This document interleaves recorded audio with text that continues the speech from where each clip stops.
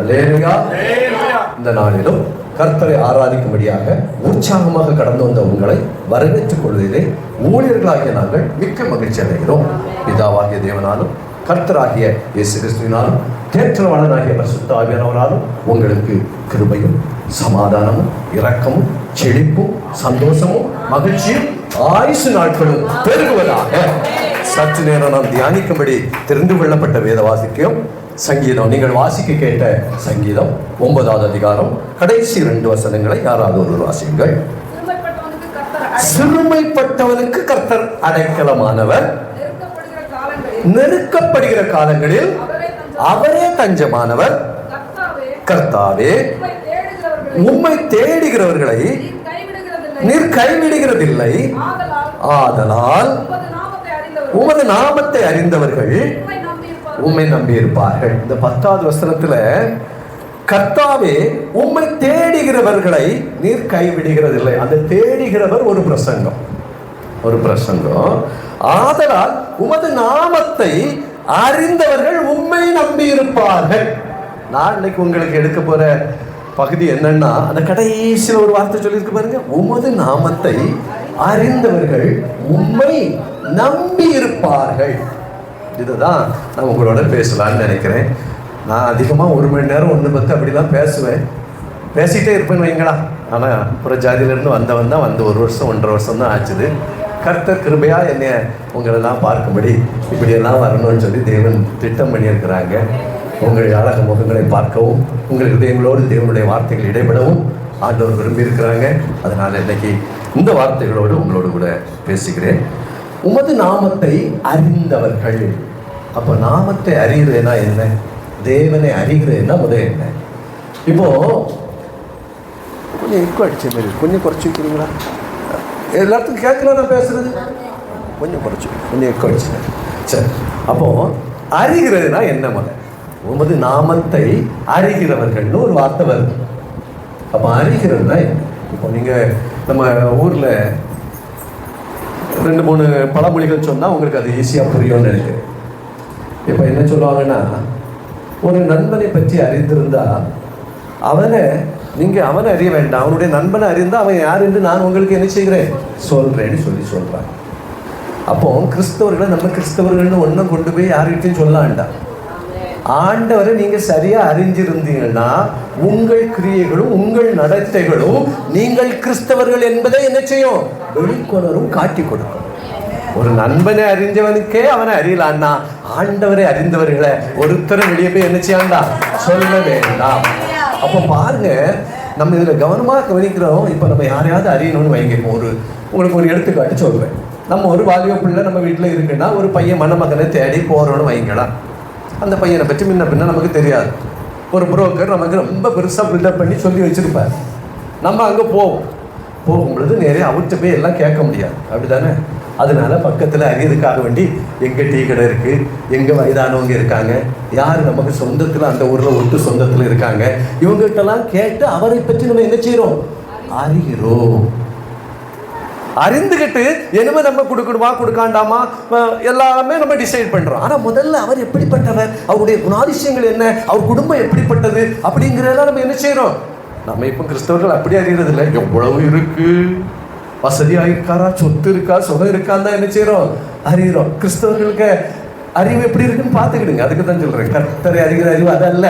ஏன் அவன் கற்பனையின்படி நடப்பானா, அவன் தேவ வசனத்தை கை கொள்கிறானா, அவனுடைய வாழ்க்கையிலே கர்த்தரை பிடித்து கொண்டு போகிறானா, இந்த குடும்பம் தேவனிடத்திலே உறுதியாய் நிற்குமா, இதுதான் நம்ம கேட்கணும். ஆனால் நம்ம போய் என்ன கேட்போம் தெரியுமா, பையனுக்கு வேலை இருக்கா, பையனுக்கு சொத்து இருக்கா, எவ்வளோ வருமானம் மாசம், அவன் குடிகாரனாக இருந்தாலும் பரவாயில்ல, அவன் எப்படி இருந்தாலும் பரவாயில்ல, அதெல்லாம் விசாரிக்கிறது இல்லை இன்னைக்கு கிறிஸ்தவர்களை தான் சொல்கிறேன் பாருங்க. அதனால நீங்க கர்த்தரை அறிகிற அறிவு நம்பர் 1.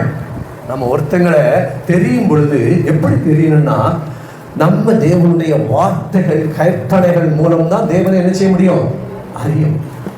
நமக்கு இதுதான். நம்ம ஒரு சொத்து வாங்கினா சும்மா வாயால, அண்ணன் தம்பியா இருந்தாலும் வாயால சொத்தை எழுதி வாங்கிட்டு இருக்க முடியாது. அதை ஒரு பத்திரப்பதிவு ஆஃபீஸ்க்கு போய் பத்திரம் போட்டு எழுதி என்ன செய்யறோம், வாங்குறோம். ஏன் அப்பதான் நீங்க என்ன செய்றீங்க, லீகல் ரைட்டுக்கு என்ன செய்றீங்க வரீங்க. அதனால்தான் தேவன் உங்களுக்கு எழுதி என்ன செஞ்சிருக்காங்க, தந்திருக்காங்க. எப்ப வெறும் வாயில சொன்னீங்கன்னா அது என்ன செய்யாது, உங்களுக்கு நிற்காது. இது ஜீவ புஸ்தகம், ஜீவன் உள்ளவர்களை அழைக்கும் புஸ்தகம், இது ஜீவனுக்கு நம்மளை கொண்டு போகிற புஸ்தகம், இது ஒரு நாளும் ஒரு காலம் ஒரு நாளும் அழிக்க முடியாத புஸ்தகம். அதனால இது ஜீவன் நமக்கு தருகிறது. பாருங்க, முதல்ல நீங்க அறியணும்னா கர்த்தரை அறிவதற்கு முதல் வழி இந்த கற்பனை புத்தகத்தை, இந்த கட்டளைகளை நீங்கள் தெளிவாக அறிய வேண்டும், தெளிவாக அறிய வேண்டும். இப்போ நான் உங்களுக்கு யோவான் 17வது அதிகாரம் 3வது வசனம் 1-2 எடுத்தவங்க சட்டு சட்டு வாசிங்க. நான் கொஞ்சம் மெதுவாக தான் எடுத்து விடுவோம், பார்த்துக்கிடுங்க. நீங்க எடுத்தவங்க வாசித்துடலாம். யோவான் 17:3 முன்கான மேய்த்தேவனாகிய நீர் அனுப்புகிறவராகிய இயேசு கிறிஸ்துவை அறிவதே நித்திய ஜீவன். அப்போ நீங்க இப்ப என்னதை அறியணும்னா இயேசு கிறிஸ்துவை அறியணும். ஒன்றான மேய்த்தேவனாகிய இயேசு கிறிஸ்துவை நீங்க என்ன செய்யணும், அறியணும். அந்த அறிவு உங்களை எங்க கொண்டு போமா, நித்திய ஜீவனுக்கு கொண்டு போகும். பாருங்க, அப்போ அறிகிறது எவ்வளவு முக்கியம், நம்ம அறிகிறது மிகவும் முக்கியம். அப்ப நீங்க நித்திய ஜீவனை சுதந்திரிப்பதற்கு தான் தேவனை பற்றி நம்ம என்ன செய்யறோம், அறிகிறோம். நான் என்ன இதுக்கு ஒரு எடுத்துக்காட்டு பைபிள்ல இருந்து நம்ம எப்படி அறிஞ்சிருக்கிறோம், இன்னைக்கு எப்படி இருக்குங்கிறத விளக்கி ஒரு காரியத்தை சொல்றேன். 2 ராஜாக்கள் 18வது அதிகாரம் 5வது வசனம் வாசிங்க. 2 ராஜாக்கள் 18வது. அவன் இஸ்ரவேலின் தேவனாகிய கர்த்தரின் மேல் வைத்த நம்பிக்கையிலே அவனுக்கு பின்னும் அவனுக்கு முன்னும் இருந்த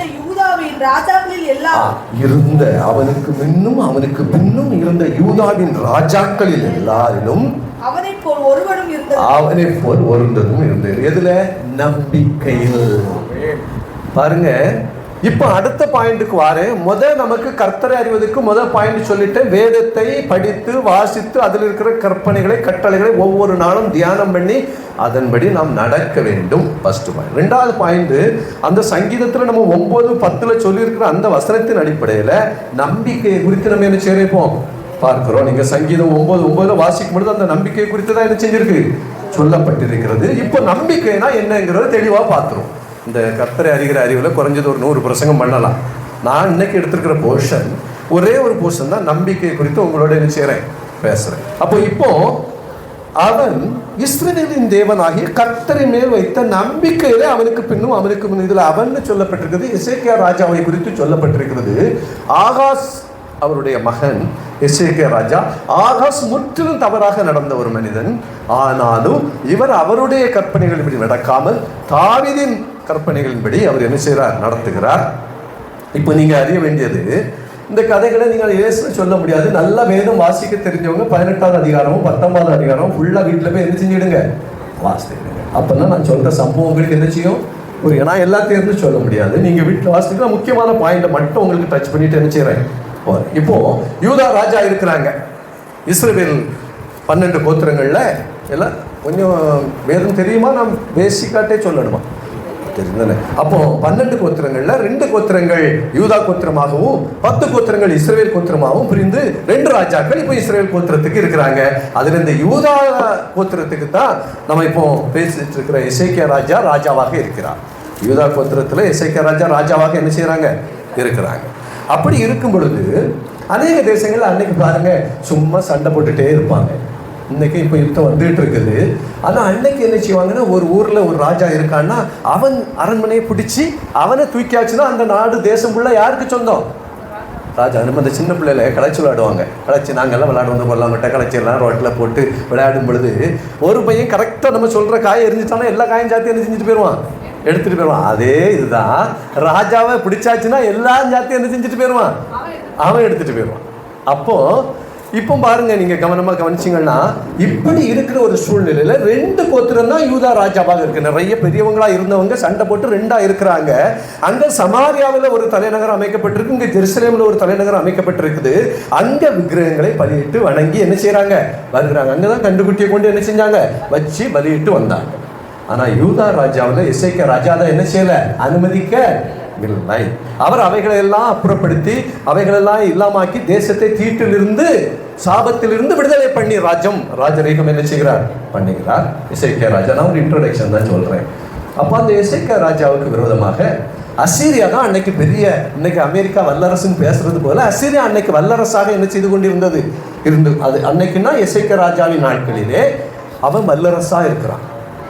அப்போ அவன் சுற்றிலும் இருக்கிற தேசங்களில் எல்லாம் படையெடுத்து வந்து ஒவ்வொரு தேசங்களில் இருக்கிற நாடுகளை அடிமைப்படுத்தி கொண்டு அந்த ராஜாக்களை கொண்டு குவித்து அவர்களை அடிமைகளாய் பிடித்துக் கொண்டு என்ன செஞ்சிட்டு இருக்கிறான், போயிட்டு இருக்கிறான். அப்படிப்பட்ட சூழல்ல இந்த எசேக்கியா ராஜாவுக்கு ஒரு சோதனை வருகிறது. இவன் கர்த்தரை சரியாக அறிந்திருக்கிறானா என்று தேவன் அவரை சோதிக்கும்படி அசீரியா ராஜாவின் மூலமாகத்தான் அனுப்புகிறார்.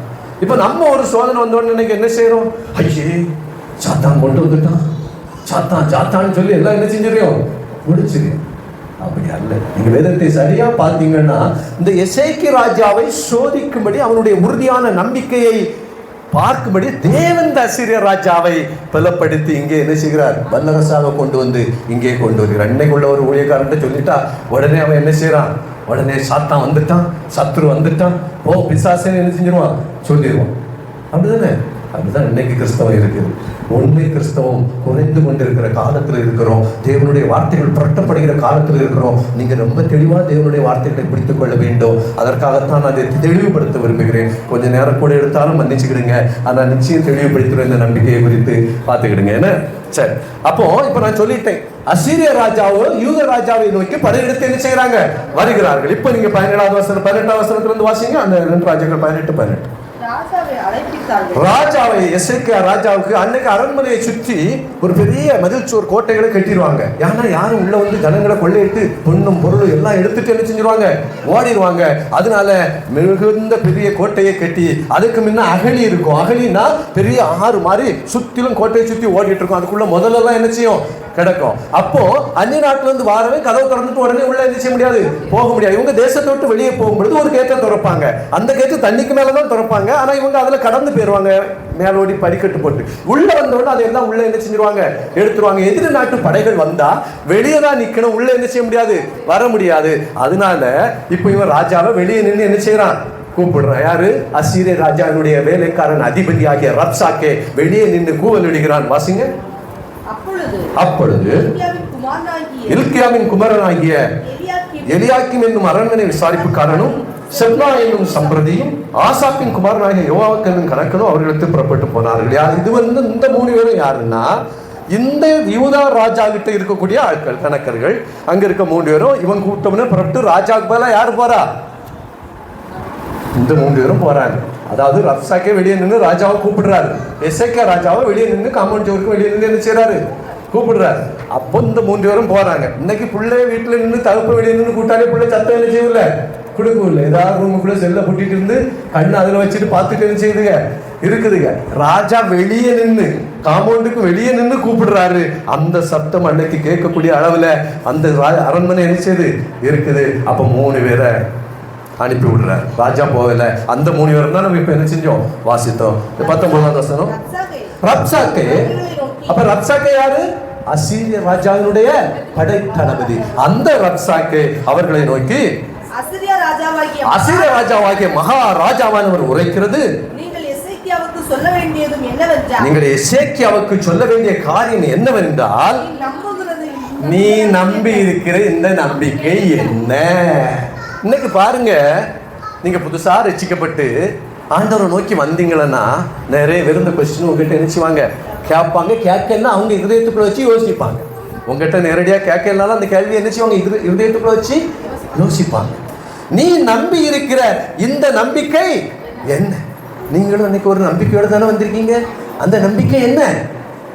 ஜீவனுள்ள தேவனை பெற்றுக்கொள்ள வேண்டும். அவரோடு நம் மரணத்திற்கு பின்பு அவரோடு கூட நாம் என்ன செய்ய வேண்டும், இணைய வேண்டும், வாழ வேண்டும். அந்த நம்பிக்கையின் அடிப்படையில் தான் நம்ம கூட்டி சேர்க்கப்பட்டிருக்கிறோம். நித்திய ஜீவனை பெற்றுக்கொள்ள வேண்டும். அந்த நம்பிக்கைக்கு தான் எசேக்கியாவுக்கு இந்த நம்பிக்கை நல்லா இருந்துச்சு. அதுக்குத்தான் சோதனை வந்துச்சு. பாருங்க, நீங்க ஒண்ணுல விசுவாசத்துல நல்லா இருப்பீங்க. இன்னைக்கு காலையிலே முடிவு எடுத்திருப்பீங்க. எப்படி முடிவு எடுப்பீங்க? நான் பொய்யே பேச மாட்டேன். வச்ச அடுத்த நிமிஷம் பொய் பேசக்கு போன வரும். நீங்க நினைச்ச என்னது, பொய்யே பேச மாட்டேன். ஆனா உங்களுக்கு சோதனை உடனே என்ன செய்யும், வந்துடும். நீங்க அதுல உடனே விழுந்து போயிருவோம். நம்ம திரும்பவும் ஆண்டவர்த்து போய் முழங்கால போட்டு விழுந்துட்டு போல நம்ம தான் திரும்பவும் ஆண்டவர்த்து போய், ஆண்டவரே பொய் சொல்லக்கூடாதுன்னு நினைச்சேன், உடனே பொய் சொல்லிட்டேனே ஐயா என்னையும் மன்னிங்கன்னு ஒவ்வொரு நாளும் நம்ம என்ன செய்யணும், கேட்கணும். அப்படிதானே? தொடர்ந்து அப்படி கேட்டுட்டு இருக்க கூடாது.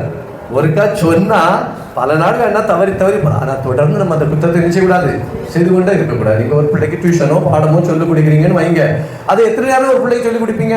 2+2 4ன்னு சொல்லி ஒரு 50 நேரம் சொல்லிக் கொடுப்பீங்களா? ஒரு சில பிள்ளைக்கு சொல்லும் பொழுது ஆண்டவரும் பலமுறை நம்மளை மன்னிக்கிறாங்க, அதுக்காக நம்ம தொடர்ந்து பாவத்தை நினைச்சு விடாது. சரி நம்பி இருக்க நம்பிக்கை என்ன? அதான் இப்ப இன்னைக்கு கேள்வி. நீங்க என்ன நம்பிக்கையில இருக்கிறீங்க? இயேசுவை எப்படி அறிஞ்சிருக்கீங்க? அவருடைய வல்லமையை எப்படி உணர்ந்திருக்கீங்க? அவருடைய இரக்கங்களை நீங்க எப்படி அறிஞ்சிருக்கீங்க? இதுதான் உங்கள்கிட்ட நான் பார்த்து கேட்கிற கேள்வி. அவருடைய நம்பிக்கை என்ன? இதே கேள்வியை அந்த எசேக்கியா ராஜாவின் இடத்திலே அவருடைய எதிராளி கேட்கிறான். நீ நம்பி இருக்கிற நம்பிக்கை என்னப்பா?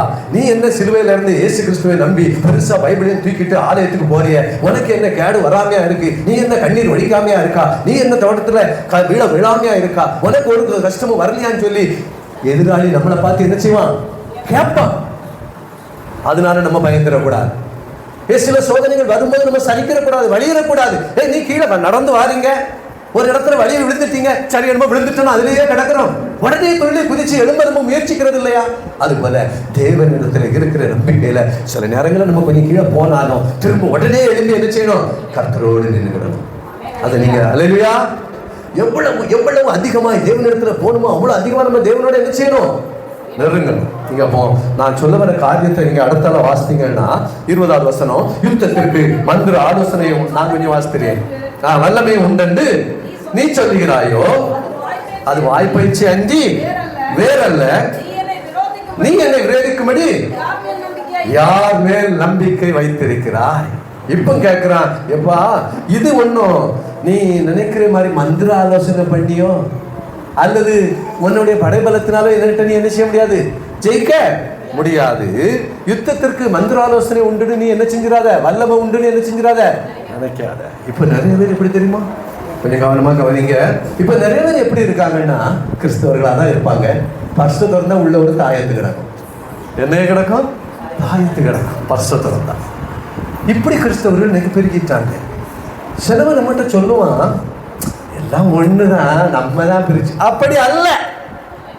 அவன் நம்மளை வழி போய்க்காண்டி அப்படி சொல்லுவான், எல்லாம் ஒண்ணுதான், நம்ம தான் பிரிச்சு வச்சிருக்கோம். நம்மகிட்ட சொன்ன உடனே நம்ம என்ன செஞ்சிடக்கூடாது, நம்ப கூடாது. ஆண்டவர் என்ன? அவர் மெய்யான ஒரே தேவன், ஒரே தேவன். அவரை அன்றி வேறொரு தெய்வம் இல்லை உலகத்துல. எல்லா ஜனங்களுக்கும் எல்லா நேரத்திலும். இன்னைக்கு தேசத்தை என்ன அமெரிக்காவை பாதுகாத்துட்டு இருக்குன்னு நினைக்கிறிய? அப்படி யாரும் நினைக்கிறா? அப்படி சகல ராஜ்யங்களிலும் சகல ஜனங்களுக்கும் போதிப்பையும் போஷிப்பையும் கொடுக்கிறது தேவன் தான். இன்னைக்கு இந்த world ecological balance should be maintained only by Jesus Christ. அது உலகம் முழுவதும் இருக்கிற அந்த இயற்கையின் எல்லாவற்றையும் கட்டுக்குள்ள வைத்திருக்கிறது தேவன் ஒருவர் தான். எந்த மனிதனாலும் எந்த மந்திரியாலும் நம்மள ஒரு செகண்ட் ஒரு காத்து வேகமா அடிச்சாவும் பிடிச்சு நிப்பாட்ட முடியுமா? மழை நல்லா பெஞ்சிட்டுன்னு சொல்லி மழையை நிறுத்த முடியுதா? அது வல்லமை தேவனுக்குரியது. யாரும் அதை எந்த பிரதம மந்திரியோ எந்த அமெரிக்க வல்லரசு என்ன செய்ய முடியாது, நிறுத்த முடியாது, தடுக்க முடியாது. நம்ம தேவன் நம்மளை காக்கும்படி எப்படி தடுக்க வேண்டுமோ அப்படி என்ன செய்வார், தடுப்பார். சரி, நான் சொல்ல வந்த அந்த நம்பிக்கையில நீங்க இப்போ கொஞ்சம் ஸ்ட்ராங்கா பாத்தீங்கன்னா, இப்போ இவன் ஒரு வார்த்தை சொல்றான் பாருங்க, ரத்சாக்க 25வது வசனத்துல, இப்போதும் கர்த்தருடைய இப்போ உங்களுக்கு கொஞ்சம் நீங்க நல்ல வேதத்தில் இருந்தவங்கன்னா ரொம்ப கன்ஃபியூஸ் ஆகிடுவீங்க. நான் இதை வாசிக்கும் பொழுது என்னடா இது இப்படி சொல்றான்னு சொல்லி ரொம்ப கன்ஃபியூஸ் ஆவனே. திரும்ப தேவன் அதை விளக்கமாக எனக்கு சொல்லி தருகிறார். இப்போதும் கர்த்தருடைய கட்டளை இல்லாமல் இந்த ஸ்தலத்தை அழிக்க வந்தேனோ, இந்த தேசத்திற்கு விரோதமாய் போய் அதை அழித்துபடி என்று கர்த்தர் என்னோட சொன்னாரே. பாருங்களா, இது யார் சொல்ற? கர்த்தரை அறியாத ஒரு மனுஷன். அசீரியா முழுவதும் என்னதான் விக்கிரகங்கள் தான். அவன் சொல்றான், நான் சும்மாயா வந்தேன், அவர் தான் என்னை அழிக்க சொல்லி என்ன செஞ்சிருக்காரு, அனுப்பி இருக்கிறாரு. இன்னைக்கு வேதத்தை தூக்கிட்டு தான் உங்க வீட்டுக்குள்ள வருவான், பைபிளை வச்சுக்கிட்டு தான் வாரான். ஏசு கிறிஸ்து பிரைஸ் தி லார்ட். நீங்க உடனே எல்லாம் பிரைஸ் தி லார்ட் சொல்லிட்டாரு, இவர் பெரிய தேவன் வந்திருக்காருன்னு நினைச்சிடக்கூடாது. கள்ள தீர்க்கதரிசிகளும் கள்ள போதவர்களும் எழுதி நிற்க காலத்தில் இருக்கிறோம். அநேகர் பொய்யான மாயான காரியங்களை சொல்லி ஜனங்களை சீர்படுத்தாமல் தேவனுக்கேற்ற வழியில் நடக்காமல் ஏனோதானம் என்று நடக்க கொண்டு இருக்கிறார்கள். அநேக யூடியூப் சேனல்களும் அப்படிதான் போயிட்டு இருக்கு. அநேக பெரிய பிரசங்கியாரும் நம்பி ஓடுற இடங்களில் சில தவறுதல்கள் என்ன செஞ்சிட்டு இருக்குது, நடந்து கொண்டிருக்கிறது. பாருங்க, இஸ்ரவேல் ஜனங்களை கர்த்தர் தேர்ந்தெடுக்கும் பொழுது அவங்க பெரிய பலத்த ஜாதின்னு ஒன்றும் தேர்ந்தெடுக்கல. நீங்க வீட்டுல போய் வாசிக்கிறீங்க. உபாகமம் 7:7 அவர்கள் கொஞ்சம் ஜனமா இருந்தார்கள். இன்னைக்கு நம்மளும் கொஞ்சம் ஜனமா அந்த இடத்துல கூடி வந்திருக்கிறோம். ஆனா அந்த கிருபை அந்த இஸ்ரவேல் ஜனங்களுக்கு கொடுக்கப்பட்டது. கொஞ்சம் ஜனமாய் கூடி வந்த உங்களுக்கு அந்த கிருபையை கர்த்தர் கொடுப்பார். நீங்க கொஞ்சம் சொல்லி வருத்தப்பட்டுறாதுங்க. கொஞ்சமா இருந்தாலும் தேவன்கிட்ட என்ன செய்யணும்? இருக்கணும், உறுதியா இருக்கணும். இப்ப பாருங்க, இவன் இந்த ரப்சாக்கே சொல்றான். அந்த 25வது வசனத்தை வீட்டுல போய் நல்லா பாருங்க. இப்போதும் கர்த்தருடைய கட்டளை இல்லாமலாம் அந்த ஸ்தலத்தை அழிக்க வந்தேனோ? தேவன் தான் என்னை அனுப்பியிருக்காரு. நான் அதனால்தான் என்ன செஞ்சேன்? இந்த ஸ்தலத்திற்கு விரோதமாக யுத்தம் பண்ணும்படி நான் என்ன செஞ்சிருக்கிறேன்? வந்திருக்கிறேன்னு சொன்னவன் அத்தோடு அவன் நிறுத்தல. அடுத்தால சொல்றான், அது வேண்டாமா, நீங்க இங்க வந்துருங்க. என்ன 27வது வசனம். அதற்கு ரப்சாக்கே உங்களோடு கூட மலத்தை தின்னவும் தங்கள் நீரை, நான் ஆச்சரியமா நேரம் இல்லை, தங்கள் நீரை குடிக்கவும் அலங்கத்திலே தங்கி இருக்கிற மனுஷரண்டைக்கே அல்லாமல் உன் ஆண்டவன் அண்டைக்கும் உன்னண்டைக்குமா என் ஆண்டவன் இந்த வார்த்தைகளை பேச என்ன அனுப்பினேன். இப்ப யார் அவன் இருக்கிறான் பாருங்க, உன் ஆண்டவன் அண்டைக்கும். அப்போ அவன் கர்த்தருடைய பிள்ளை அல்ல. அப்போ அவன் அதுல ராஜாவை தான் சொல்றான். நீங்க நல்ல கவனமா கவனிக்கணும். இவன் என்ன சொல்றான்னா, இதுக்கு அர்த்தம் என்னன்னா, நான் ஒன்றும் சும்மா அங்க வரல, உங்களை இந்த தேசத்துக்குள்ள அப்படியே அடைச்சு வச்சிருவேன். நீங்க சாப்பாடு முடிஞ்ச உடனே பிறகு நீங்க இருக்கிறதையும் நீங்க யூரின் இருக்கிறதையும் நீங்க மோசம் போறதை எடுத்து சாப்பிடணுங்கதான் அதுல என்ன செய்யறான் சொல்றான். அவங்கள பயமுறுத்துறான். உங்களை வெளியே விட மாட்டோம், நாங்க எல்லாரும் இங்கதான் இருக்கிறோம், நீங்க வெளியே என்ன செய்ய முடியாது, போக முடியாது. உங்களுக்கு அரண்மனைக்குள்ள இருக்கிற சாப்பாடு பதார்த்தங்கள் தீர்ந்த பிறகு உங்களுக்குள்ளாக நீங்க சீ இருக்கிறதையும் நீங்க யூரின் இருக்கிறதையும் என்ன செய்யணும், குடிக்கணும், சாப்பிடணும். வெளியே வர முடியாதுங்கிறத அவங்களை என்ன செய்யறான். பஞ்சத்தை குறித்து அவன் தேசத்தெல்லாம் சங்காரம் பண்ணிட்டான். சுத்தி இருக்கிற நிலபுலங்கள் இருக்கிறதெல்லாம் அறுவடை பண்ணி அவன் தான் என்ன செஞ்சிருக்கிறான், வச்சிருக்கிறான். இந்த பிள்ளைகள் ஒன்றை என்ன செய்ய முடியாது, பெற முடியாது. இப்படி பயங்காட்டுறான். இன்னைக்கு நிறைய கிறிஸ்தவர்களை அநேக இடங்கள்ல பயங்காட்டுறாங்க. நீங்க அனுபவிச்சிருக்கீங்களோ என்னதோ, நிறைய இடங்கள்ல என்ன செய்யறாங்க, பயங்காட்டுறாங்க. எப்படி பயங்காட்டுறாங்க? இது இந்து தேசம், இது இந்தியா, இதுல நீங்க ஏதாவது மேல கீழே பேசினா என்ன இஸ்லாமியர்களும் கிறிஸ்தவர்களும் என்ன செஞ்சிருவாங்களாம், தலைய எடுத்துருவாங்கன்னு சொல்லுவான். சொன்ன உடனே ஆண்டவர் விட்டுருவாரா? இவன் சொல்லியிருந்தா அப்ப என்னைக்கு இந்த பைபிள் அழிக்க எத்தனை ராஜாக்கள் எழுதுனா நடந்துச்சா? நடக்காது.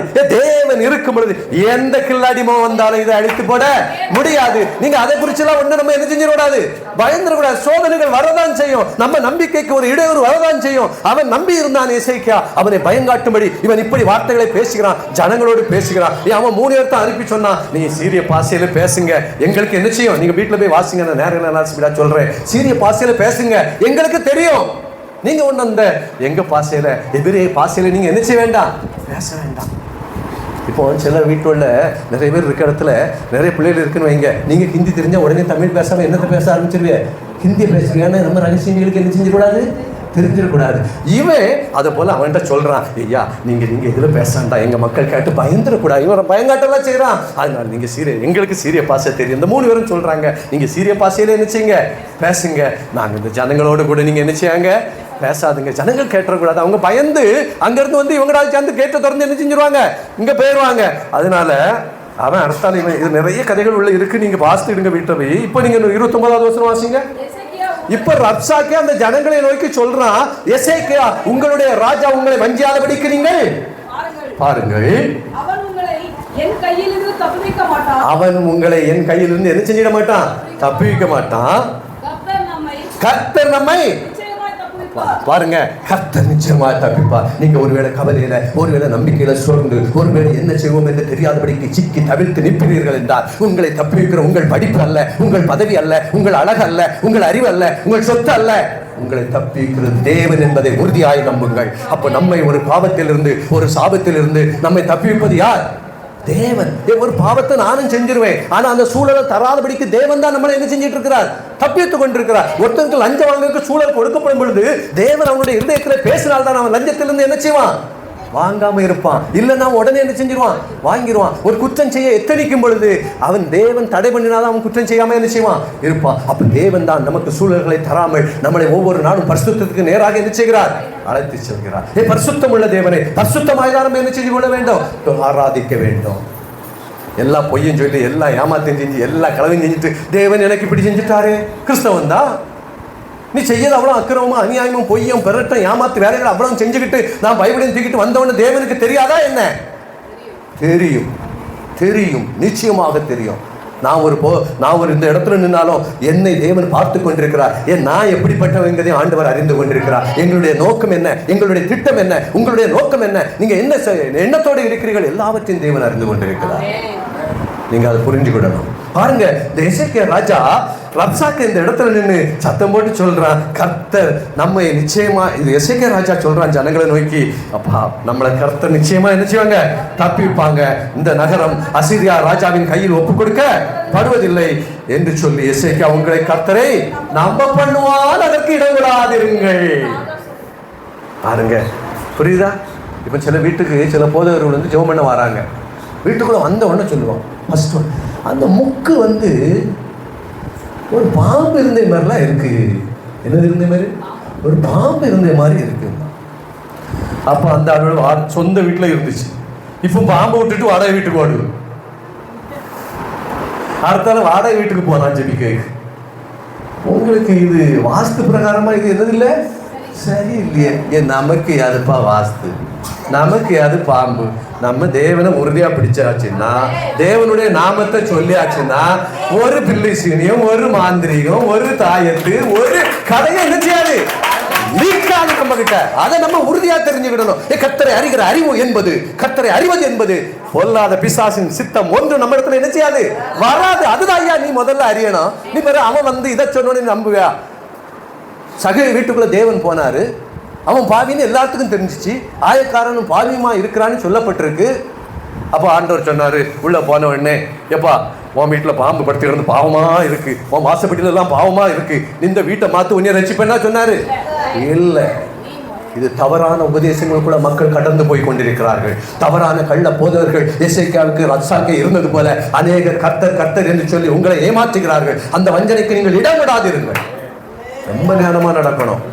ஏமாத்துகிறவர்கள் பெருகி கொண்டிருக்கிறாங்க. பைபிளை கொண்டுட்டு தான் வருவான். ரப்சாக்கை கர்த்தர் அனுப்பினார் என்று சொல்லிதான் இங்கே வருகிறான்.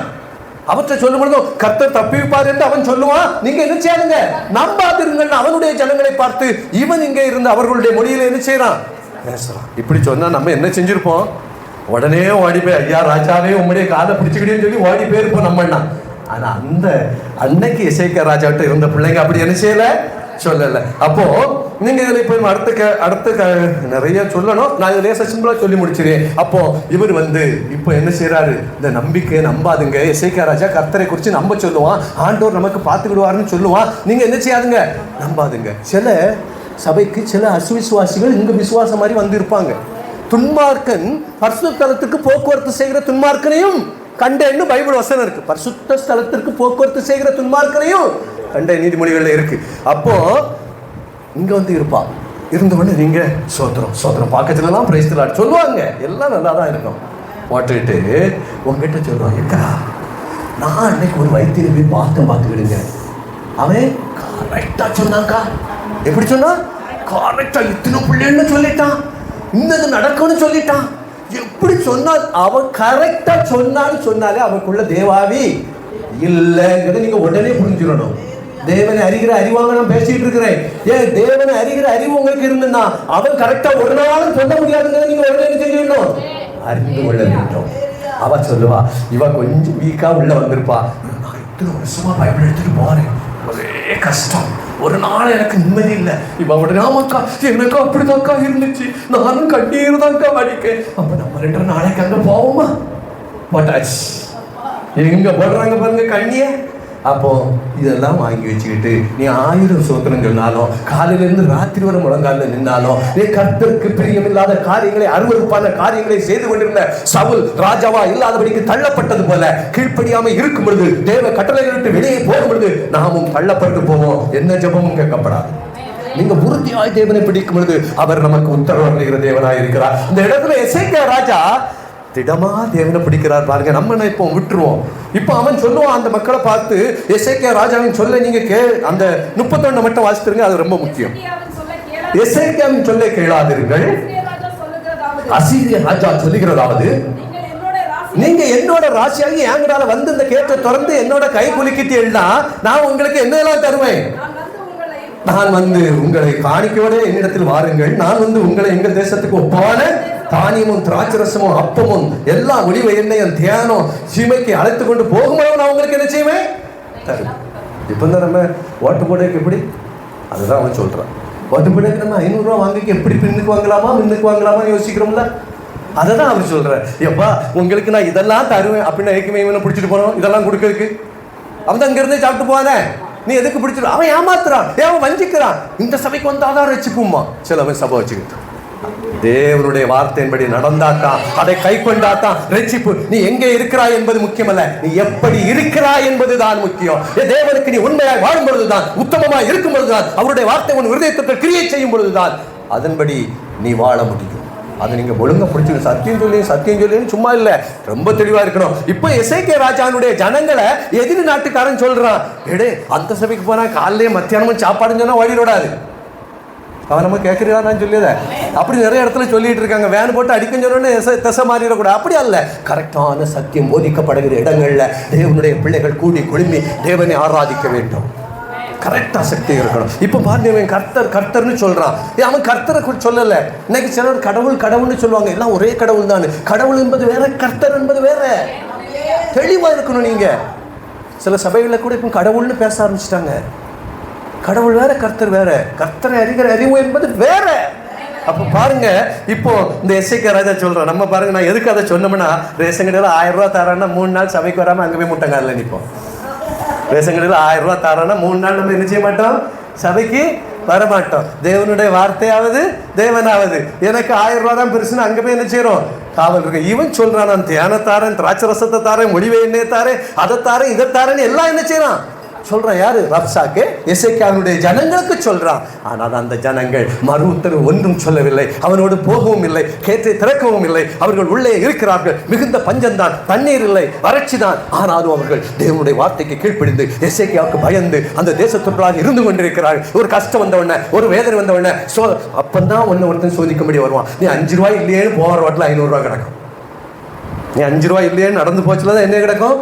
இது யார் தாரா? சாத்தான் இல்லை, தேவன் தருகிறார். உன்னுடைய நம்பிக்கை, உன்னுடைய விசுவாசத்துக்கு ஒரு சோதனை என்ன செய்கிறது, வருகிறது. அந்த இடத்துல நம்ம ஒழுங்கா நிற்க மாட்டோம். மெதுவா காலை வச்சு சவுண்டி அப்படியே குனிஞ்சு என்ன செஞ்சிருவோம், எடுத்து கிறிஸ்தவர்களா இருந்தாலும் பாக்கெட்ல வச்சு சிக்கன் பிரியாணி வாங்கி வைக்க எங்க போயிருவோம், தலைப்பாக்கெட்டு பிரியாணி நோக்கி 4 வேலைக்கு என்ன செஞ்சுட்டு வந்துருவோம், போயிட்டு வந்துடும். ஏன்னா சும்மா கிடைச்சிருவாள்ல.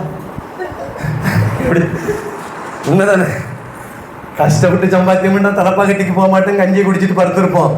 இன்னைக்கு யார் அதிக செலவு பண்றா? கள்ள பணம் வச்சிருக்கணும், கள்ளனும் தான் என்ன செய்யறான், அதிக செலவுகளை தாறுமாறாக பண்ணி குடித்து வெறுத்து மக்களுக்கு ஊற்றி கொடுத்துட்டு இருக்கிறான், எடுத்து போடுகிறான். அதை போலதான் இவன் சொல்றான்.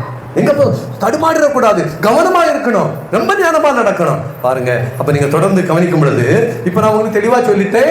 2 ராஜாக்கள், அசீரிய ராஜாவின் ஆட்கள் யாருக்கு பிள்ளைகளை பிடிக்கிறாங்க? எசேக்கியா ராஜாவின் பிள்ளைகளை. எசேக்கியா கர்த்தர் பேரிலே பற்றுள்ளவன், நம்பிக்கை உள்ளவன். இவன் கர்த்தரை அறியாதவன். ஆனாலும் கர்த்தர் தான் என்னை சொல்லி யுத்தத்துக்கு வந்தாருன்னு சொல்றான். அதனால நான் இன்னைக்கு சொல்றேன், பைபிளை எடுத்துக்கிட்டு தான் உங்க வீட்டுக்குள்ள என்ன செய்வான், வருவான். வந்த உடனே எல்லாரையும் ஏற்றி வச்சு நம்ம டீ கொடுத்து அவங்கிட்ட கதை கேட்டு போதனைகளை கேட்காதுங்க. எல்லாம் எழுதி உங்க கையில என்ன செஞ்சாச்சு, தந்தாச்சு. இதன்படி இருக்குதாங்கிறத நீங்க என்ன செஞ்சுக்கணும், பார்க்க. ஆப்பிள் பழம் கசக்கணும் யாராவது சொல்லுவீங்களா? சொல்ல மாட்டோம்ல. ஆப்பிளை சாப்பிட்டவங்க சொல்ல மாட்டாங்க, அப்படிதானே? தேவனை ருசித்தவர்கள் அவர் நல்லவர் வல்லவர் என்று தான் நினைச்சுவாங்க, சொல்லுவாங்க. அவங்களை ருசிக்கணும். நீங்க ஆப்பிள் பழத்தை ருசிக்காம இருந்தா பிடிப்புன்னு சொன்னா ஏத்துக்கணும். சின்ன பிள்ளை இது பிடிக்குமா, நீ சாப்பிடாதுன்னு சொன்னா புதுசா கொடுத்தா என்ன செஞ்சுக்கிடும், அதை ருசிச்ச பிள்ளைக்கு தெரியும் அது இனிக்கும் என்பது. நாம் தேவனை ருசித்து இருக்கிறோம் என்றால் நாம் ஒரு நாளும் சாத்தானின் எண்ணங்களுக்கு செய்கிறதற்கு நினைக்கக்கூடாது, இடம் கொடுக்க கூடாது. இப்ப எசேக்கியா ராஜாவை இவ்வளவு சொல்லி குழப்பினவன அந்த 32ஆம் வசனத்துல கடைசியில உள்ளதை வாசிக்கிறேன். கர்த்தர் நம்மை தப்பிப்பார் என்று உங்களுக்கு போதனை செய்ய எசேக்கியாவுக்கு செவி கூட. அப்போ அவர் சொல்றார், அவர் இந்த போதனை சொல்றார், கர்த்தர் நம்மை தப்பிப்பார். இவன் சத்தம் போட்டவன் நீங்க என்ன செஞ்சுறாங்க, பயந்துறாங்க. இவன் பெரிய வல்லரசு சொன்னவன் நீங்க என்ன செய்ய வேண்டாம், பயப்பட வேண்டாம். இவன் நம்மளை என்ன செய்ய முடியாது, தப்பி வைக்க முடியாது. இவன் கூட்டு போய் சோர்தாருன்னு சொல்லிட்டு நம்மளை அடிமையாக கொண்டு போய் என்ன செய்வான், வேலை செய்ய வச்சிருவான். நம்மளை கர்த்தர் தப்பிப்பார் என்று அவர் சிஷ்டாந்தப்படுகிறார். இன்றும் நான் உங்களுக்கு அதை தான் சொல்லுகிறேன். ஜனங்களே, நீங்கள் என்ன நோக்கத்தோடு, என்ன சிந்தையோடு, என்ன கஷ்டத்தோடு, எந்த வேதனையோடு இந்த இடத்துல வந்தீர்களோ அவைகளில் இருந்தெல்லாம் தேவன் உங்களை தப்பிப்பார். அன்று எசேக்கியாவை தப்பிவிட்ட தேவன் இன்று நம்மளை தப்பிக்க வல்லமை உள்ளவராக இருக்கிறார். அவருடைய வல்லமையில் ஒன்றாயிரம் குறைந்து போகவில்லை. அந்த எசேக்கியாவை தப்பிக்கிறாங்க. பாருங்க, அந்த ராஜா சொல்றான் அந்த 34ஆவது வசனத்துல, ஆமாத் அர்பாத் பட்டணங்களின் தேவர்கள் எங்கே? செப்பார்வாயும் ஏனா ஈவா பட்டணங்களின் தேவர்கள் எங்கே? அவர்கள் சமாரியாவை என் கைக்கு தப்புவித்தோ. வந்துட்டான் பத்தியா, கரெக்டா இடத்துக்கு. உன் அண்ணன் அடிச்சுட்டேன், உன் தம்பி அடிச்சுட்டேன், 10 கோத்திரத்தை அடிச்சுக்கிட்டு தான் நான் என்ன செய்றேன், இங்க வந்திருக்கேன். நீ 2 பேர் தான், ஒன்னே நான் அடிக்காம போவேன்னு நினைக்கிறியான்னு சொல்றான். புரியுதா உங்களுக்கு நான் சொல்றேன் கொஞ்சம்? அதாவது சமாரியாங்கிறது அந்த 10 மக்களை சேர்ந்த தேசம். சமாரியா தான் தலைநகரம். இஸ்ரவேல்ல 10 கோத்திரம் அங்கே இருக்காங்க. அவங்க அடிச்சுட்டே இருந்தா அந்த பட்டணங்கள்லாம் சொல்றான். அதை சொல்லி அவர்களை கர்த்தர் எருசலேமை என் கைக்கு தப்பி அடுத்த வசனத்துல எப்படி தப்பி வைப்பாருன்னு என்ன செய்யறான் கேட்கிறான். புரியுதா நான் சொல்றது? இப்போ அதாவது சில பயமாரு ஊர்ல பெரிய வில்லனா இருப்பான். என் கையை நீ மடக்கிடுவேல, என் கையை நீ மடக்கிடுவேலன்னு நினைச்சுவான் கேட்பான். அதை போலதான் அசீரியா ராஜானுடைய ரப்சாக்கே வந்து நின்று கேட்கறான், அவனை அடிச்சுட்டேன் இவன் அடிச்சுட்டேன், எனக்கு இவன் ஏமாத்திரம். இப்படிதான் அன்னைக்கு கோலியாத்தான் வந்து நின்னான். அப்படித்தானே அன்னைக்கு கோலியாத்தான் அப்படிதான் நின்னான். ஐயோ இந்த சின்ன பையில கொண்டு என்கிட்ட விட்டுருக்காங்க ரொம்ப வெட்கப்பட்டான், ரொம்ப வெட்கப்பட்டான். நம்மளை சில காரியங்கள் இன்னைக்கு சின்னவங்கன்னு சொல்லி எளிமையாக நினச்சிருவோம். கொஞ்சம் ஏழையாக இருந்தால் நம்ம சபையில் குடும்பத்தில் வாரையில் கொஞ்சம் பாவமாக இருந்தால் அவங்கள நம்ம கண்டுக்கிடவே மாட்டேங்கிறோம். வசதி உள்ளவங்களை தேடி தேடி என்ன செய்கிறோம், போகிறோம். அது அல்ல கர்த்தரை அறிகிற அறிவு.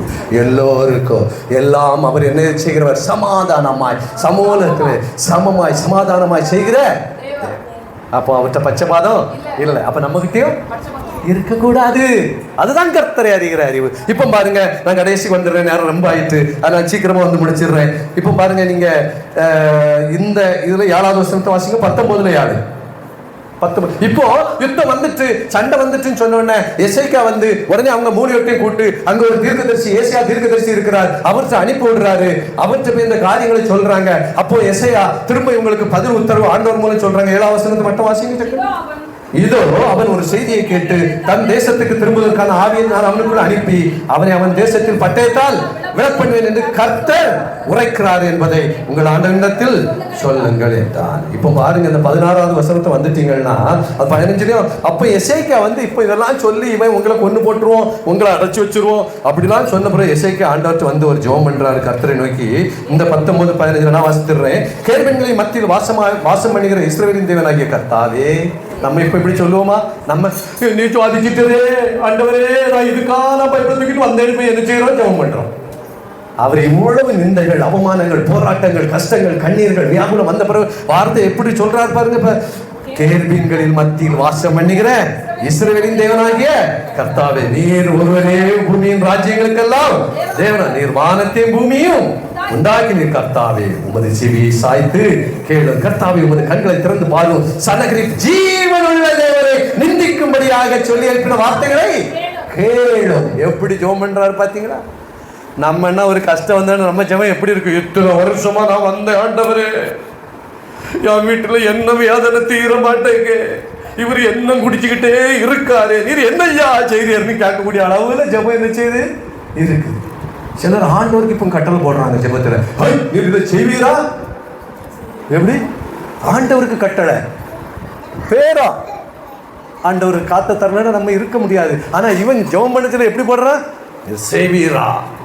அப்படியெல்லாம் நம்ம கேட்கக்கூடாது. பார்த்துருக்க தெரியாம கேட்டுட்டு இருக்கோம். கர்த்தர் மன்னிச்சிட்டு இருக்காங்க. என் வானத்தையும் பூமியை உண்டாக்கி சகல சிருஷ்டிகளை பாதுகாத்துக் கொண்டிருக்கிற தேவன் நம்மளை என்ன செய்யறாங்க, இன்ன வரைக்கும் தப்பு செஞ்ச பிறகு மன்னிச்சு கொண்டு வராங்க. எதுக்கு? நித்திய ஜீவனை பிள்ளைகள் பெற்றுக்கொள்ள வேண்டும். இன்னைக்கு உங்களை இங்க பார்க்கல எனக்கு சந்தோஷம் இல்லை, நீங்க பரலோகத்துல வந்து உங்களை நான் பார்க்கிறோம், அதுதான் எனக்கு சந்தோஷம். அதுதான் தேவன் விரும்புகிறார், அதைதான் தேவன் விரும்புகிறார். எல்லா பிள்ளைகளும் பரலோகத்திற்கு வர வேண்டும். அதற்காகத்தான் இந்த கிராமத்திலோ கர்த்தர் பிள்ளைகளை தெரிந்து கொண்டிருக்கிறார். பாருங்க, அப்போ நம்ம நேரம் இல்லாதனால ரொம்ப ஸ்பீடா முடிக்கிறேன். பாருங்க, அப்போ இவன் வந்து இந்த 16வது வசனத்துல இந்த ஜெபத்தை பண்றான். ஜெபத்தை பண்ணின பிறகு நம்ம ஒரு தீர்க்கதரிசி சொல்லிட்டா ஜெபமே என்ன செய்ய மாட்டோம், பண்ண மாட்டோம். எஸ்ஐயா தீர்க்கதரிசி இதுக்கு முன்னே அவருக்கு சொல்லி விட்டுருவாரு. ஆனா அவர் திரும்ப வந்து ஆலயத்துல என்ன செய்யறாரு, ஜெபம் பண்றாரு. இப்போ தீர்க்கதரிசி எல்லாம் எப்படி தெரியுமா, தீர்க்கதரிசனம் கேட்கவே எப்படி தெரியுமா, முதல் தீர்க்கதரிசி 2 சொல்லுவோம். ஒரு நாள் ஜெபம் பண்ண மாட்டான், ஒரு நாள் பைபிள் வாசிக்க மாட்டான், ஒழுங்கா எங்க போக மாட்டான், ஆலயத்துக்கு போக மாட்டான். நார்வேல தீர்க்கதரிசன கூட்டம் நடக்கும் சொல்லலாம், தீர்க்கதரிசன ஆளா போய் நமக்கு ஏதாவது சொல்ல மாட்டாரா அப்படின்னு இப்போ அவர் சொல்லாலும் சரியா பழிக்குமா? அப்போ நீ ஜெபம் பண்ணி நீ வேதம் வாசித்து இருந்து தீர்க்கதரிசியை யாருன்னா தீர்க்கதரிசி சரியா சொல்லுவாரு. நீனே ஒன்றே இல்லாம அவனும் ஒன்றே இல்லாம சொல்லி விடியா. இவனும் ஜெபம் பண்ண மாட்டான், இவனும் வேதம் வாசிக்க மாட்டான், அவனும் ஜெபம் பண்ண மாட்டான், தீர்க்கதரிசி என்ன செஞ்சிருவான், சொல்லேக்கு வந்துடுவான். இப்படிதான் இன்னைக்கு தேசம் போயிட்டு இருக்கு. நம்பி மோசம் போகாதீர்கள். எசேக்கியா ராஜா இடத்தில் இதெல்லாம் சொன்ன பிறகும் அவர் என்ன செய்யல, போகல. அதான் ரொம்ப முக்கியம், அவர் போகல. கடைசியா இப்போ நீங்க அந்த 19, 28 வாசிங்க. நேரம் இல்லாதனால முடிச்சிருக்கேன், என்ன 2 வசனத்துல முடிச்சிடும். 19, 22 நீ எனக்கு விரோதமாய் கொந்தளித்தது வீரியம் பேசினது என் செவிகளில் ஏறினபடியால். இது இப்போ ஆண்டவர் அங்க சொல்றாங்க, நான் என் குரட்டை உன் மூக்கிலும் என் கடிவாளத்தை உன் வாயிலும் போட்டு நீ வந்த வழியே உன்னை திருப்பி கொண்டு போவேன் என்று அவனை குறித்து சொல்லுகிறார். யார் சொல்றா? ஆண்டவர் சொல்றாங்க. நீ எனக்கு விரோதமாய் கொந்தளித்து, அவருக்கு விரோதமாயா கொந்தளித்தான்? யாருக்கு விரோதமா கொந்தளித்தான்? எசேக்கியாவுக்கு அவனுடைய ஜனங்களுக்கு விரோதமாக தான் கொந்தளித்தான். அப்ப ஆண்டவர் என்ன சொல்றாரு? அந்த ஜனங்கள் அவராக எண்ணுகிறார், நம்மளையும் அவராகத்தான் எண்ணுகிறார். உங்களுக்கு விரோதமாக ஒருவன் கொந்தளித்தார், அவர் சொல்லுவார், அவனை பார்த்து அவன் மூக்கிலே குரடை போட்டு அவனை பார்த்து சொல்லுவாரு, அப்பா நீ எனக்கு விரோதமாய் என் பிள்ளைக்கு விரோதமா நீ கொந்தளிக்கிறியா? உனக்கு குரட்டை போட்டு நான் இழுத்து கொண்டு நீ போக வேண்டிய வழியில நினைச்சுவே நடக்குமே. கழுதையோ மாடோ அல்லது நீங்க எதையோ ஒரு குரட்டை, அந்த எதுக்கு குதிரைக்கு கடிவாளம் போட்டு வச்சிருக்காங்க? அங்கெங்கேயும் ஓடி சாடிடும். அதனால்தான் ஆண்டவர் குரட்டை போட்டு பிடிக்க சொல்லியிருக்காங்க. அதனால தான் பெரியவங்க அன்னைக்கு மாட்டில் நவக்கட்டை தூக்கி போட்டு கயிறை கட்டி அந்த மாட்டுக்கு கயிறை என்ன செஞ்சுக்கிடுவாங்க? பிடிச்சி வச்சிருவாங்க. அது இஷ்டத்துக்கு என்ன செய்ய முடியாது, போக முடியாது. இப்போ அசீரியாவும் இஷ்டத்துக்கு போக முடியாது. குரடி யார்கிட்ட இருக்கு? ஆண்டவர்கிட்ட இருக்கு. அவர் சொல்ற பதன் அவர் ரிட்டர்ன் போய் ஆகணும். எந்த தேசத்தையும் பிடிக்கணுமே என்ன செய்ய முடியாது, போக முடியாது. உங்களுக்கு விரோதமாய் வருகிறவன் யாராக இருந்தாலும், சத்ருவா இருந்தாலும், அண்ணன் தம்பி சொந்த பந்தங்களா இருந்தாலும், அவனுடைய குரடிப்பு யார்கிட்ட இருக்கு? ஆண்டவர்கிட்ட இருக்கு. அவன் உனக்கு விரோதமாய் தூசிக்கத்தான் செய்வான், உனக்கு விரோதமாய் உன்னை பயன்காட்டத்தான் செய்வான். ஆனா நீ என்ன செஞ்சிடக்கூடாது? கர்த்தரில் இருக்கிற நம்பிக்கையை விட்டு விட்டு தூரம் போய்விட கூடாது. அதுதான் நமக்கு ரொம்ப முக்கியம். அப்போ இவன் இவ்வளவு நாள் தாக்கு பிடிச்சா எசேக்கியா, இத்தனை வருஷம் அவன் நம்பிக்கையில இருந்தான். நம்ம ஒரு சின்ன காரியம் வரும்போதே நம்பிக்கையில என்ன செஞ்சிடறோம்? விட்டுட்டு போயிடுறோம். இப்போ பாருங்க, அதுல கடைசி 34 வருஷத்து வாசிங்க. 18, 31, 19, 31.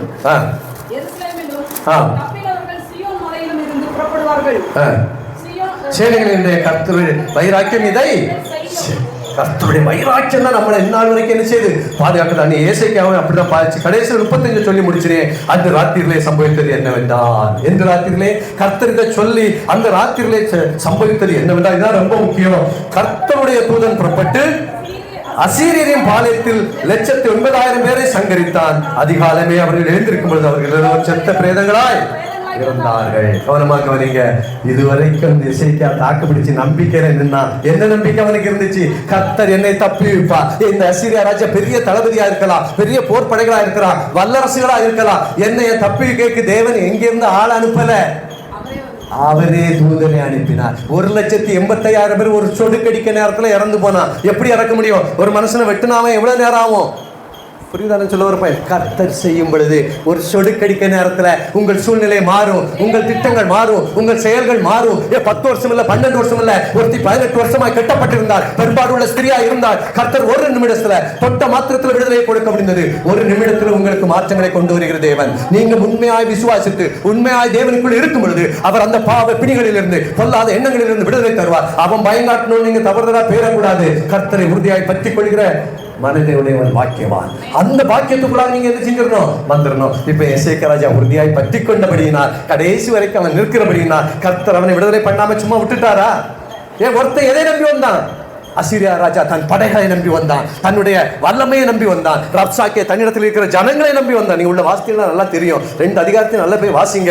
அவன் அதை நம்பிதான் வந்தான். இன்னைக்கும் சிலர், என்கிட்ட பணம் இருக்கு, என்கிட்ட பதவி இருக்கு, என்கிட்ட படிப்பு இருக்கு, அது உன்னை காப்பாற்றாது, அது உன்னை காப்பாற்றாது, அது நித்திய ஜீவனுக்கு கொண்டு போகாது. At the time of crisis no one can help you but Jesus help you. பாருங்க, ஒரு கஷ்டம் வரும் பொழுது, ஒரு துக்கம் வரும் பொழுது நீங்க ஒருத்தரை நம்பி இருப்பீங்க, அவனுக்கு போன் அடிப்பீங்க, அவன் போனை எடுக்க மாட்டான். ஆனா நீ கஷ்டம் வந்த உடனே முழங்கால் போட்டிருந்தா அந்த ஜெபத்தை யாரு கேட்பா? கர்த்தர் உடனே கேட்பார். எந்த இடத்துல நீ எப்படி அவரை கனப்படுத்துறியோ அந்த இடத்துல அவர் உன்னை என்ன செய்வா? கனப்படுத்துவார். பாருங்க, நீங்க சும்மா ஆண்டவர் ருசிக்காம நிக்க கூடாது. நான் ஒரு மணி அடிச்சு அங்கே தீபாரனை காட்டிட்டு இருந்தவனாக இன்னைக்கு உங்ககிட்ட இதை பேசுறேன். தேவனை ருசித்திருக்கிறேன், அதனால் பேசுகிறேன். பாருங்க, அப்படிப்பட்ட தேவன், வல்லமை உள்ள தேவன், கிருபை உள்ள தேவன். இன்னைக்கு எங்க ஊர் கோயில்ல எங்க அண்ணன் தான் தலைவர். அவன் என்ன மாறு, ஆனா என்னை, இந்த சாக்கடையில் கிடக்க வேண்டிய என்னை தூக்கி எடுத்த தேவன் பாருங்க கொண்டு வந்திருக்காங்க உங்களுக்கெல்லாம். இந்த கர்த்தருடைய வார்த்தைகளை சொல்கிறேன் என்றால் கர்த்தர் போட்ட பிச்சை. என்னைக்கும் மண்ணுக்கு போக வேண்டிய எனக்கு ஜீவனை தந்து தேவனுடைய பிள்ளைகளுக்கு சத்தியத்தை பேசும்படி அறிவித்திருக்கிறார். இப்போ நான் இதில் சொன்ன வேண்டிய காரியம், அசீரியா ராஜா வல்லமையை நம்பி வந்தான், படைபலத்தை நம்பி வந்தான். ஆனால் எசேக்கியா ராஜாவோ கர்த்தரை நம்பி, ஐயா இப்படி சொல்லுகிறானே ஐயா, அவர்கள் தேவர்கள் அல்லவே, அந்த தேவர்களை குறித்து அவன் அதை செஞ்சுட்டேன் இதை செஞ்சுட்டேன்னு சொல்றான். இஸ்ரவேல்ல 10 கோத்திரங்கள் வலிவு போன கோத்திரங்கள், அவர்கள் விக்கிரங்களை வணங்குகிறார்கள், அதனால தான் அவன் வந்து கர்த்தரை கர்த்தர்னு சொல்றான். புரியுது உங்களுக்கு? அவன் இருக்கு கர்த்தர் சொன்னான், இஸ்ரவேல் ஜனங்களை அவன் ஜெயிச்சு வந்துட்டான் 10 கோத்திரத்தையும். அதனால தான் அவன் வந்துட்டு கர்த்தர் என்னை அனுப்புனாரு பயம் காட்டுறான். அப்ப இவன் சொல்றான், அவர்கள் தேவர்கள் அல்லவே. அவன் மடங்கி வந்தது தேவர்கள் அல்ல, நானோ நீர் வானத்தையும் பூமியும் உண்டாக்கின தேவன் என்பதை அறிந்து நான் என்ன செய்கிறேன்? வணங்குகிறேன். அப்போ அதுல இருக்கிற கர்த்தர் அந்த 18வது அதிகாரம் 25வது வசனத்தை நீங்க வீட்டுல நல்லா பார்க்கணும். அவன் கர்த்தர்னு சொல்றான். அப்ப நம்மள்ட்ட மறைச்சில கள்ளத்தனமா கள்ள வந்து சொல்லுவான். நீங்க பயந்து அசிங்கிட விடாது. அதுக்குத்தான் அந்த நம்பிக்கையை குறித்து எடுத்து, இந்த நம்பிக்கையில் நீங்கள் உறுதியாக என்ன செய்யணும்? இருக்கணும். இதில் அவன் யாரை நம்பி வந்தான்? படைபலத்தையும் பணத்தையும் அவனுடைய செல்வ செழிப்பையும் அவனுடைய வல்லரசையும் நம்பி வந்தான். அவன் 1,85,000 பேரை ஒரு செகண்டில் ஒரு தேவதூதன் பறந்து தான் போகிறான். அவன் வந்து வெட்டலை. அந்த நிழல் பட்டு ஜனங்கள் என்ன செய்கிறாங்க? செத்து மடிந்து விடுகிறார்கள். 1,85,000 பேர் ஒரு ராத்திரிக்குள்ள வெட்டி கொள்ள முடியுமா? வெட்டுனாலும் வெட்டி கொள்ள முடியாது. ஆனால் ஒரு செகண்டில் தேவன் தன்னுடைய தூதன் பறந்து போகிறான். அந்த நிழல் பட்ட ஜனங்கள் அப்படியே என்ன செஞ்சாங்க? செத்து விழுந்தார்கள். அதோடு அவன் புறப்பட்டு போய் அங்கே அவன் தேசத்துக்கு போயிட்டான். அவன் தேசத்தில் போய் அவனுக்கு மகனே அவனை வெட்டி என்ன செஞ்சிருவான்? கொன்னுருவான். அவன் போய் அவனுக்கு அந்த ரிம்மோனுக்கு முன்ன போய் நின்று அப்படியே கும்பிடுவான். குனியும் பொழுது வெட்டு என்ன செய்யும்? தலையில உள்ள. யார் வெட்டுவா? மகன் தான் வெட்டுவான். எங்க இருப்பாவே? அந்த விக்கிரகத்துக்கு பின்னாடி ஒளிஞ்சு நின்று இவனை வெட்டு போடுவான். இவன் ராஜாவே நான் அதை ஜெயிச்சுட்டேன் இதை ஜெயிச்சுட்டேன் அவன்கிட்ட போய் சொல்ல போவான். கண் இருந்து காணாது, மூக்கு இருந்து முகாது, வாய் இருந்து பேசாது, அவைகளுக்கு மின்பராக நிற்கிற அவர்களுக்கு இதுதான் முடிவு. பாருங்க, இன்னைக்கு கர்த்தருடைய பிள்ளைகளாய் வந்திருக்கிற உங்களை அன்போடு கூட வாழ்த்துகிறேன். செய்தியை முடிச்சிடுறேன், நேரம் இல்லைனாலும் முடிச்சிடுறேன். ஒன்று சொல்லி முடிச்சிடுறேன். 2 பேதுரு 3வது அதிகாரம் கடைசி 2 வசனங்கள், அல்ல கடைசி ஒரு வசனத்தையாவது வாசித்துருங்க. 2 பேதுரு 3வது அதிகாரம் கடைசி ஒரு வசனத்தை வாசித்து முடிச்சிடும். கடைசி 2 வசனமும் 17-18. 2 பேதுரு 3வது அதிகாரம் 17-18.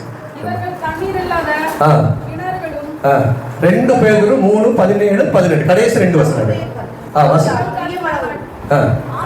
ஆதலால் பிரியமானவர்களே, நான் இதுக்கு இதை சொல்லியிருக்கேன்னா உங்களுக்கு நம்பிக்கை குறித்து முன்னமே தெரியும். நீங்கள் முன்னமே இவைகளை அறிந்திருக்கிறபடியால்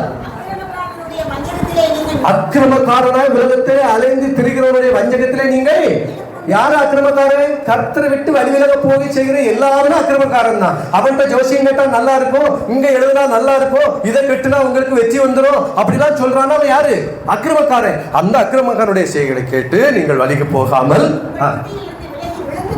விழுந்து போகாதபடிக்கு எச்சரிக்கையாயிருந்து நம்முடைய கர்த்தரும் இரட்சகருமாகிய இயேசு கிறிஸ்துவின் கிருபை நிமித்தம்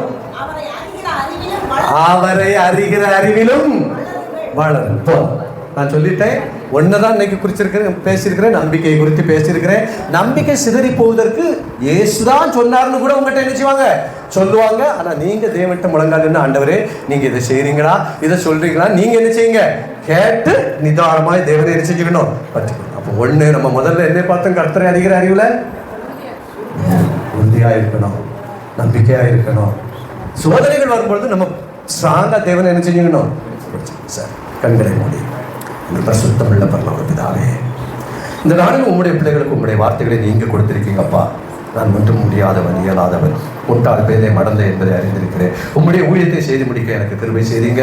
இந்த இடத்துல வந்திருக்கிற பிள்ளைகள் கண்ணீரோடு, கவலையோடு, வேதனையோடு, துக்கத்தோடு, ஆண்டவரே இன்று எனக்கு ஏதாவது கிடைக்காதா என்று, ஆண்டவரே உங்களுடைய வல்லமை எனக்கு இறங்காதா என்று, என் வீட்டில் தரித்திரம் தீரவில்லையே, என் கணவன் குடியிலிருந்து விடுதலை பெறவில்லையே, எனக்கு தேவைகள் சந்திக்கப்படவில்லையே, சாப்பிடக்கூட என்னால் முடியவில்லையே, என்னை நோய் மாட்டுகிறதே என்று யாராயும் இந்த இடத்தில் கண்ணீரோடு வந்திருந்தார்.